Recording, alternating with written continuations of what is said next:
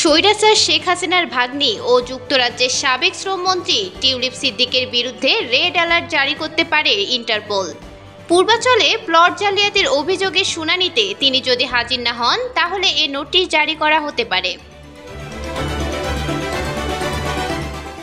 চলতি মাসের ২৭ তারিখ পর্যন্ত আদালত টিউলিপকে সময় বেঁধে দিয়েছেন। এর মধ্যে উপস্থিত না হলে ইন্টারপোলের সহায়তায় চাইবে দুর্নীতি দমন কমিশন।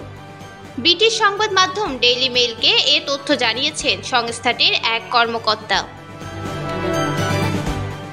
চলতি মাসের ২৭ তারিখ পর্যন্ত আদালত টিউলিপকে সময় বেঁধে দিয়েছেন। এর মধ্যে উপস্থিত না হলে ইন্টারপোলের সহায়তা চাইবে দুর্নীতি দমন কমিশন। ব্রিটিশ সংবাদ মাধ্যম ডেইলি মেইলকে এ তথ্য জানিয়েছেন সংস্থাটির এক কর্মকর্তা। টিউলিপের বিরুদ্ধে ইন্টারপোলের রেড অ্যালার্ট জারির আবেদন করা হতে পারে জানিয়ে দুদকের ওই কর্মকর্তা বলেছেন, যদি অভিযুক্ত টিউলিপ না আসেন এবং আদালতে আত্মসমর্পণ না করেন তাহলে দুদক বাংলাদেশ পুলিশ ও স্বরাষ্ট্র মন্ত্রণালয়ের মাধ্যমে ইন্টারপোলের সহায়তা নেবে।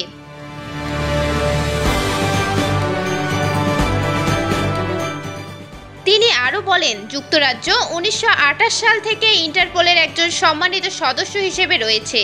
যেহেতু অভিযুক্ত অনুপস্থিত, তাই তাকে একজন পলাতক আসামি হিসেবে বিবেচনা করা হবে।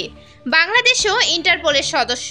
আমরা তাদের টিউলিপের বিরুদ্ধে রেড অ্যালার্ট জারি করতে বলবো।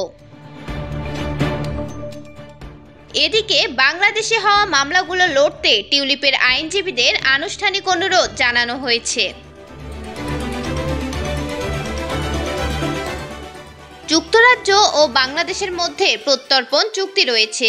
যুক্তরাজ্যে 2B প্রত্যর্পণ তালিকায় রয়েছে বাংলাদেশের নাম, যার অর্থ তার প্রত্যর্পণের বিষয়ে কোনো সিদ্ধান্ত নেওয়ার আগে মন্ত্রী এবং বিচারকদের স্পষ্ট প্রমাণ দিতে হবে, আর প্রমাণ পেলে তাকে বিচারের মুখোমুখি করতে প্রত্যর্পণ করা হতে পারে। তবে গ্রেপ্তারি পরোয়ানার পর সোমবার লন্ডনে সাংবাদিকদের প্রশ্নের মুখে টিউলিপ সিদ্দিক দাবি করেন, তার বিরুদ্ধে রাজনৈতিক উদ্দেশ্যমূলক ক্যাম্পেইন চালানো হচ্ছে।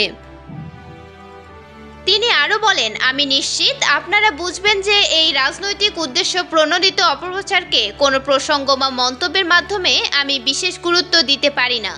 এটা পুরোপুরি আমাকে হয়রানি করার জন্য রাজনৈতিক উদ্দেশ্য প্রণোদিত অপপ্রচার। এমন কোনো প্রমাণ নেই যে আমি ভুল কিছু করেছি।